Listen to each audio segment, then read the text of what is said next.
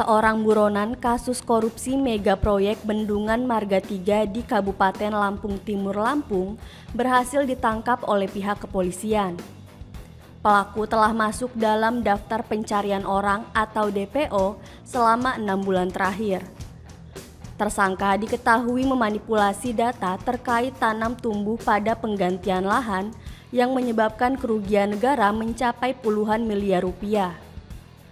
Barang bukti uang tunai hampir 10 miliar berhasil disita oleh petugas Subdit Tipikor Ditreskrimsus Polda Lampung dari rekening seorang buronan kasus korupsi mega proyek Bendungan Marga 3 di Kabupaten Lampung Timur, Lampung.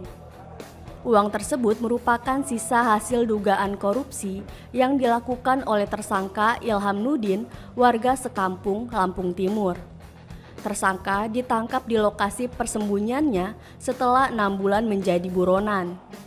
Ia diduga memanipulasi data tanam tumbuh pada penggantian lahan yang mengakibatkan kerugian negara mencapai 43 miliar rupiah. Dalam praktik dugaan korupsinya, tersangka membeli ribuan bibit pohon dan tanaman produktif untuk dititipkan kepada warga pemilik lahan yang terdampak proyek. Tersangka juga diduga menggunakan belangko sangga atau dokumen keberatan untuk menggelembungkan jumlah tanam tumbuh yang diklaim ada di lahan tersebut. Skema ini tidak hanya memperbesar jumlah kompensasi yang diterima, tetapi juga menimbulkan kerugian negara hingga mencapai puluhan miliar rupiah. Menurut polisi, praktik dugaan korupsi yang dilakukan tersangka terbilang cukup fantastis. Pasalnya, dalam proyek besar tersebut, tersangka tidak memiliki lahan penggantian yang terdampak oleh pembangunan bendungan. Tersangka justru mendapatkan keuntungan dari hasil manipulasi data fiktif yang ditemukan oleh tim audit Badan Pengawasan Keuangan dan Pembangunan atau BPKP RI Perwakilan Provinsi Lampung. Berdasarkan temuan tersebut, petugas melakukan penyelidikan terhadap tersangka yang sempat mangkir dalam 2 kali pemanggilan di Mapolda Lampung. Yang bersangkutan ini membeli setiap batang pohon, kemudian menitipkan batang-batang pohon kepada warga masyarakat yang memiliki dana yang terkena proyek.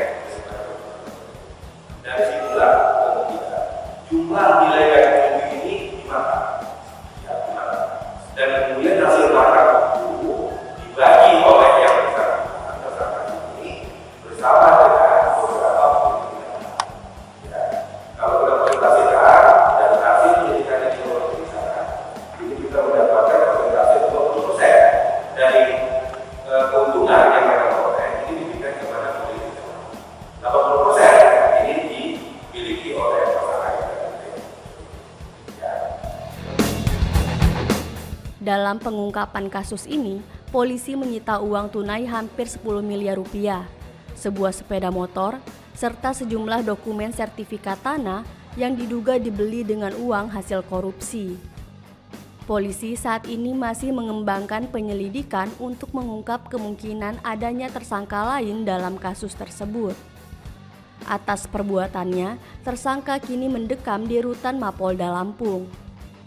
Polisi menjeratnya dengan pasal 2 ayat 1 dan pasal 55 Undang-Undang tentang Tindak Pidana Korupsi dengan ancaman hukuman pidana maksimal 20 tahun penjara.